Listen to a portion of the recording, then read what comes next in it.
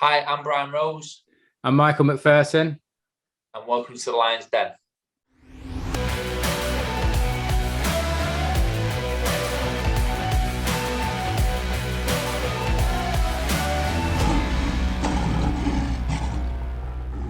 We've got an exclusive for you today, guys. Really excited about this one. We've got Kell Brook coming on ahead of his absolute super clash against Amir Khan on February the 19th. Sold out in 9 minutes.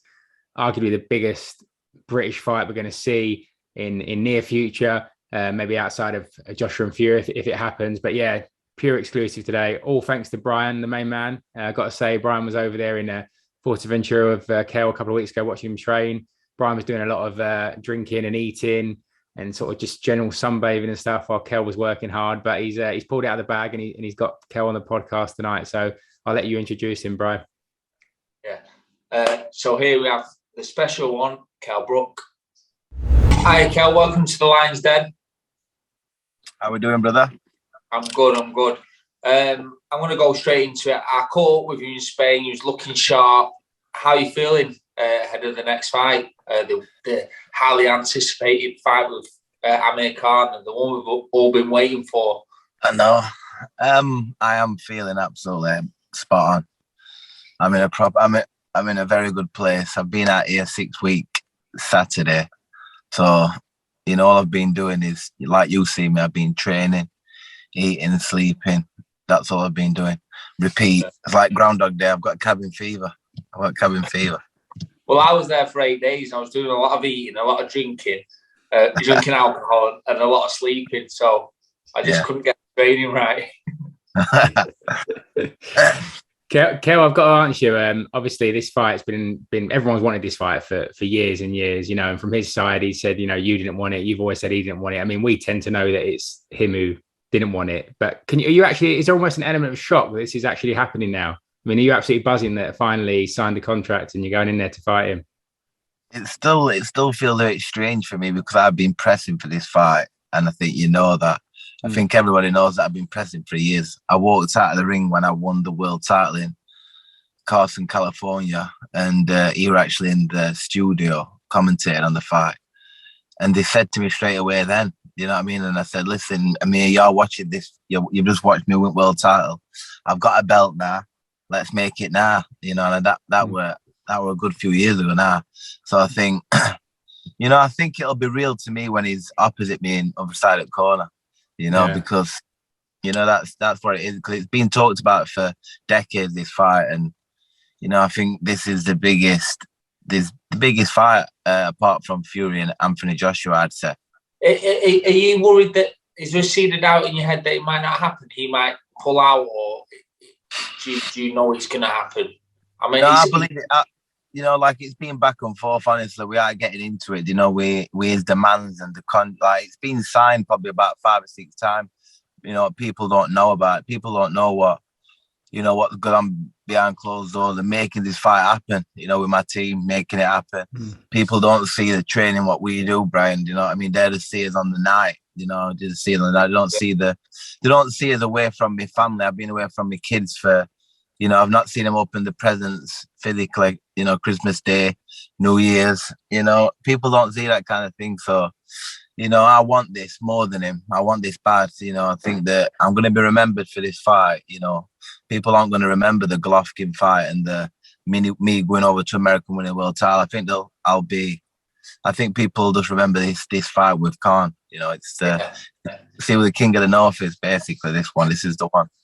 Yeah. Well, when I seen you over there, Kell, you said to me that you're literally only speaking to your kids over FaceTime, and I've been in that situation like a few times, and you know what?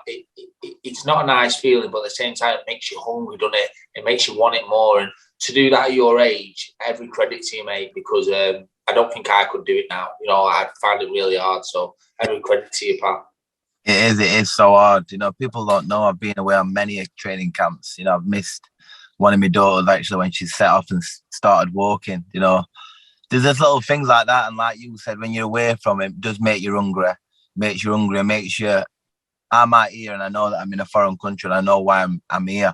because I don't need this fight. I'm set for life anyway. But I think that for the fans and for myself, I need this fight, because it's that box tick for me. It's a serious grudge match. I've done everything else, won a world title, been in with best pound for pound fighters. And I think this is the one what, the fans that get behind us, pay the tickets to come and see us. And, it's for them and more so me, it's like when I hang them gloves up, I can actually sit there with my slippers and my pipe on and have a smile on my face, knowing that, I'm satisfied with my career, what I've done. Yeah, definitely. Kell, I've got to say, one of the things you mentioned it there, I think outside of Fury and Joshua being on the same level, this is a fight everyone wants to see. And one of the things I loved was, I think it was Eddie Hearn who came out and said, "Oh, this is a bit too late. I'm not sure people want to see this anymore." And then it sold out in 9 minutes. And it just shows you the demand that's there for this fight. And it's incredible. I'm hoping to be there and it'll be a great night. Going back to your training, Brian was telling me how well your training's going.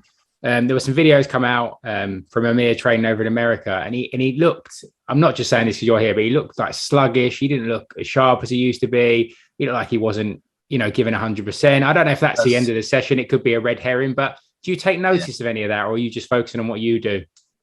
I'm just focused, like I said, I'm just focused on what I'm doing. If I know that, I know that if I'm 100%, I'm not worried about what he's doing. But, you can pull things from his training, from my training. People's, like, for me, I'm thinking he's never trained with that coach he's got at the minute.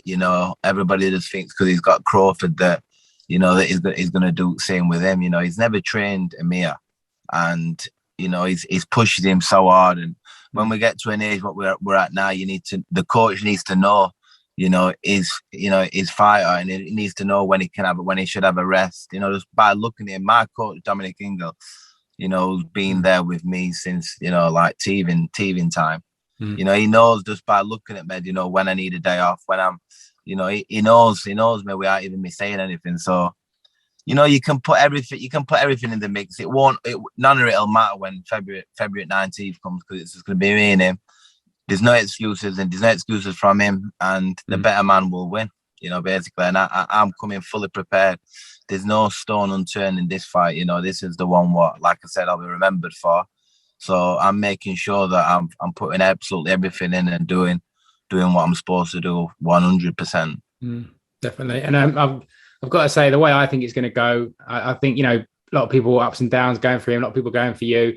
I personally think, if he's still got the speed, he can catch you. I don't think he can hurt you the way you can hurt him. I think he knows if you catch him on the chin, he's got that in him to be completely blasted out. And I think that's why you win the fight. But tell us, how do you see it going on the night? Is there a game plan, or you just get in there and you just see what happens? Take it one step at a time, one punch at a time. I think it's common knowledge probably how the fight's going to go. Make no mistake. I know that he's got blurring hand speed. I've shared the ring with him when I was a teenager in amateurs. Actually, there were me and Brian in the same room, in amateurs, back in the day. But I know that he's got extremely fast hands. I'm expecting. I could even, maybe lose a couple of the early rounds, but I'm just determined.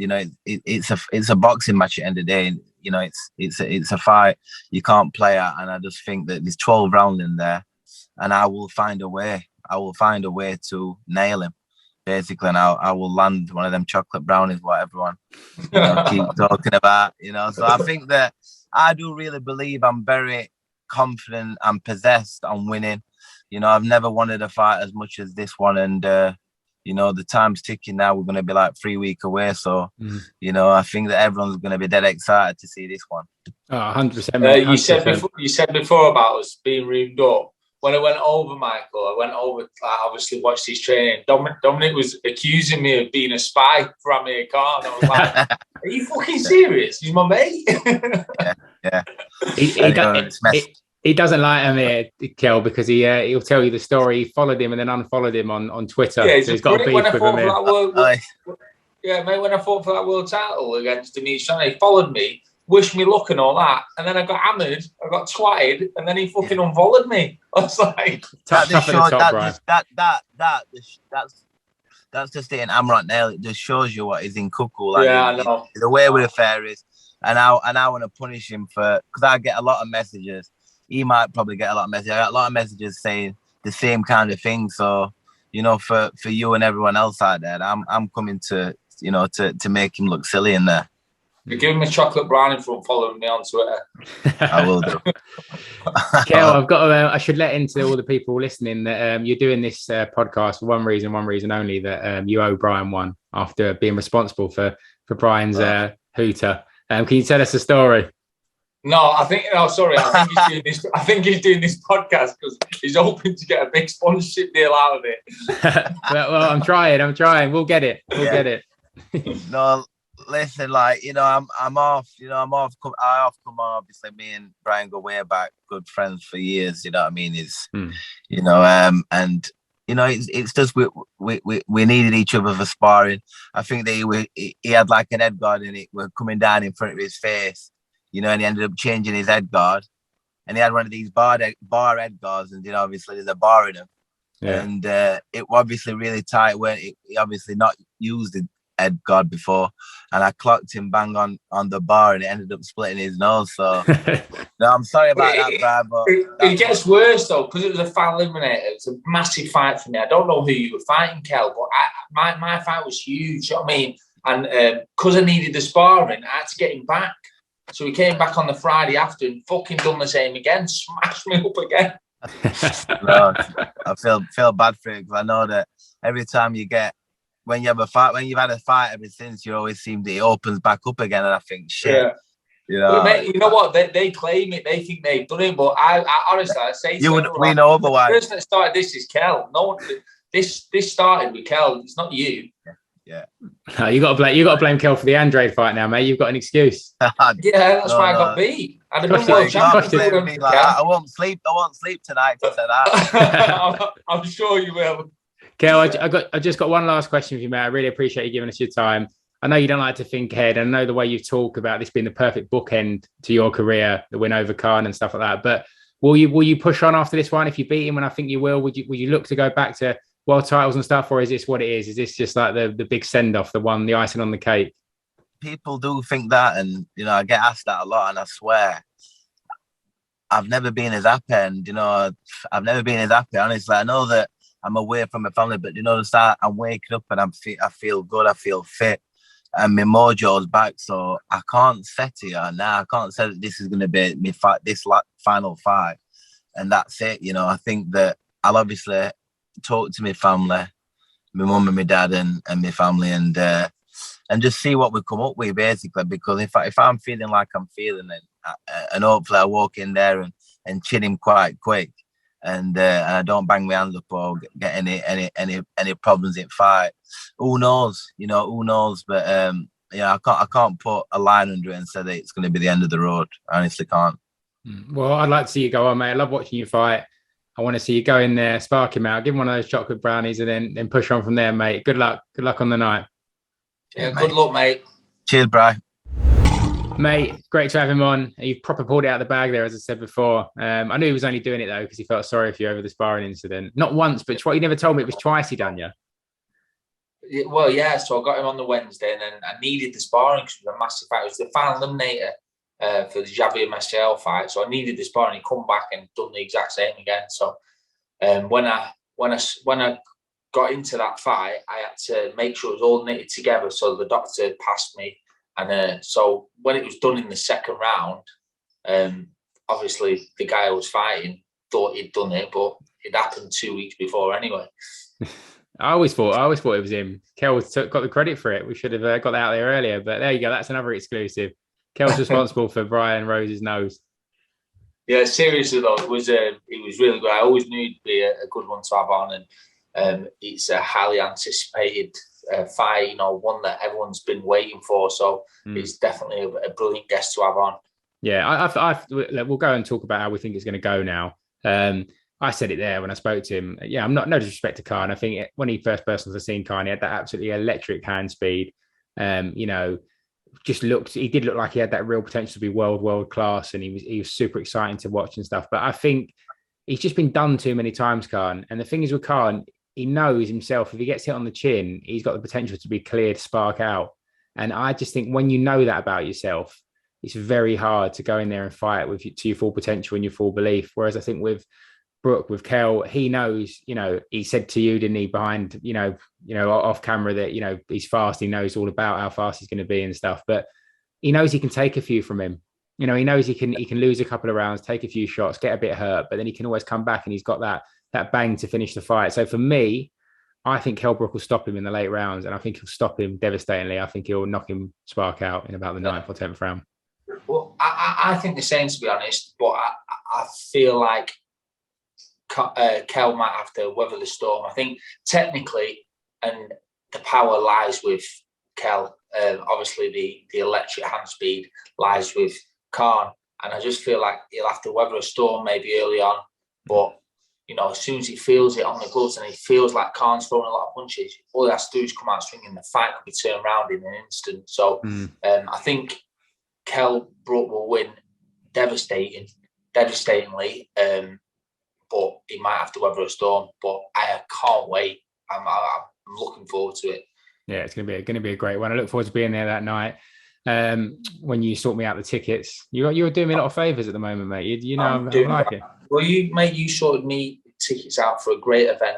The pundits, mate, I had an amazing night, and I got pissed afterwards. It was brilliant. Yeah, it was superb. Brian done the whole 3 beers in the green room in about 6 minutes. We had the interval. He was because I couldn't get one before. I was a bit late. I couldn't get one before, and then they wouldn't let me take one in. No, you done well, mate. They were there to be drunk. It was good to you and Paul Merson, best pals. Yeah. Well, I had Merson. He doesn't drink anymore, does he? Yeah, exactly. He needed you. Paul Merson's on the straight and narrow, sober, doing well, to be fair, Paul. Keep it up. He's doing some good stuff. Brian's sitting there next to him. Bang, bang, bang, bang, bang.